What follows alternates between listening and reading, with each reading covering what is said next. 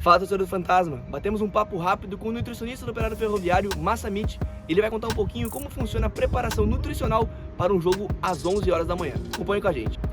Sem dúvida é uma preocupação, porque como foge a rotina, muitas vezes o atleta ele acorda pela manhã, é difícil consumir um volume calórico adequado para que ele consiga desempenhar um esporte de alto rendimento.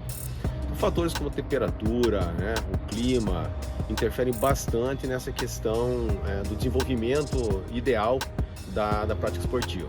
Quando se fala de esporte de alto rendimento, automaticamente tem que priorizar evitar lesão, prolongar o máximo de rendimento desse atleta. Então, assim, num café da manhã como esse, a gente costuma colocar uma refeição que a gente chama de um brunch, como se fosse um almoço. Sempre existem grandes desafios em virtude até do elenco ser muito heterogêneo, então existem culturas muito diferentes. Então, por exemplo, acordar 8 da manhã, consumir macarrão, peito de frango, muitas vezes o atleta não está habituado. Os profissionais, a grande maioria já estão mais acostumados com essa prática. Alguns atletas aceitam melhor, outros nem tanto. Então cabe à nutrição propor também soluções. Tem que ter um cardápio mais diversificado, carboidratos de alta absorção mais rápida, de digestibilidade fácil também, porque o período que ele vai ter para poder se alimentar e já desempenhar atividade é um período de 3 horas. Então, 2 horas e meia ele já está fazendo um aquecimento. Ele precisa ter um aporte ideal de proteína, mas o principal é o carboidrato. Outra coisa que a gente tem que cuidar, a gente sabe que o consumo de fibra ele é necessário, fruta, granola, aveia, porém esse tipo de alimento perto de uma atividade de alta intensidade pode dificultar o processo de digestão, O atleta pode não se sentir muito bem, um pouco mais indisposto, então tudo isso tem que ser pensado. Então uma refeição brunch que a gente costuma oferecer tapioca, com recheio de fruta como banana, por exemplo, a tapioca sem recheio para ser consumida com ovos, com a proteína de atividade fácil, o próprio peito de frango, o espaguete ao sugo, E isso, claro, vai ter o pãozinho, vai ter um presunto magro, vai ter um queijo branco, um queijo mussarela, como demanda aí 3 horas para a partida, então ele tem tempo de digerir bem esse tipo de alimento. Considerando também a preparação durante a semana, como você falou, sono antes, tem algum horário mais específico para dormir, jogo às 11, o atleta tem a mesma rotina um dia antes, como que é, Massa? Olha, essa parte do sono, na verdade, é muito individual, Não é só o tempo de sono. E muita gente esquece, O jogador de futebol, ele é um profissional como outro qualquer, que tem esposa, que tem filho. Muitos no elenco, eles têm neném pequeno em casa. Então, você imagina, Um bebê acordando a cada 2 horas para poder mamar e o atleta dormindo tentando recuperar. Então, assim, também dos grandes desafios, vamos dizer assim, é justamente conseguir colocar esse atleta em condições de treino de jogo o mais rápido possível, Então, tanto com a alimentação pré-jogo, a hidratação durante o jogo, a suplementação se faz muito necessária, Então, alguns atletas lançam mão de alternativas para poder dormir, desde a aromaterapia, Eles têm que lançar mão de outras ferramentas para poder conseguir ter um sono melhor. Então o atleta, ele já é diferente por natureza, ele já tem um patrimônio genético privilegiado e por isso ele é um atleta. Ele consegue se condicionar, porque imagina, você fazer um jogo aqui, de repente um jogo no Maranhão, Alagoas, então muita gente pensa que a vida do atleta é fácil, mas na verdade não é. Ele tem que impor uma condição adaptativa ao organismo dele, que em poucas horas de sono ele consiga se recuperar. No outro dia ele tem que estar disposto a dar pique de 37, 38 km por hora, ninguém percebe isso. Isso gera uma sobrecarga, então é o que vai ao longo do campeonato longo, como é a Série B, como é o Brasileirão, você percebe muitos atletas tendo lesão, às vezes lesão por repetição.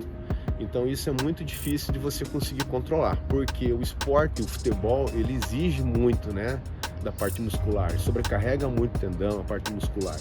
Então a lesão é inerente ao esporte. Então as outras áreas todo mundo tem que trabalhar em prol de evitar. Pensando também nesse pós-jogo, que a gente vê muito, o atleta faz um jogo 11 horas da manhã, às vezes muito sol, o cara acaba se desgastando um pouco mais, por conta do horário. Como que é feita a alimentação, como que é feita essa recuperação no pós-jogo? O atleta almoça no clube, almoça em casa, como que é feito isso? Almoça no clube. Quando é aqui, quando o jogo é em casa, a gente tem essa facilidade, Por quê?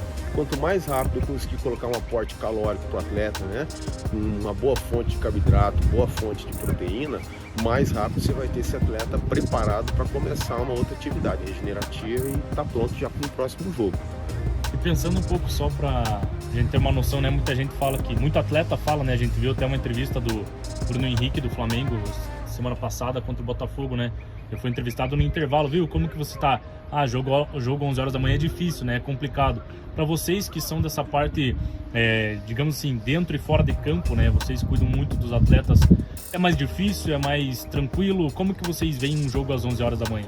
Um jogo 11 horas da manhã é sempre atípico, né? Então a gente sempre fica mais apreensivo, né?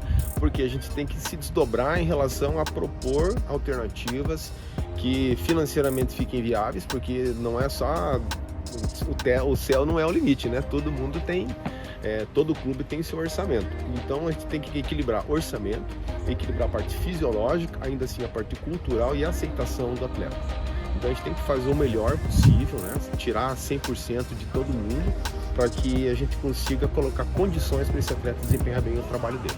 Eu só queria saber sobre a suplementação durante a partida e antes do jogo, pós-partida, etc. O que é dado de suplementação? Muito torcedor acaba não sabendo, né? Pensa que é só whey, BCA e etc. Não, mas é muito diferente disso, né, mano? É muito diferente. Então veja bem, cada profissional, muitas vezes ele tem uma linha de trabalho. Então aqui eu priorizo primeiro. O futebol, ele visa, né, impor, né, levar os atletas, o time adversário ao limite dele. Então eu tenho que ter suplementos que consigam evitar a fadiga no meu atleta. Então eu uso desde beta-alanina, produtos que atuam na vasodilatação e tudo isso dentro da legalidade. Então existe uma lista bem extensa, né, de produtos controlados que são considerados doping, né, e tem que utilizar produtos que sejam naturais, porém com concentração suficiente para poder realmente trazer um benefício para esse atleta.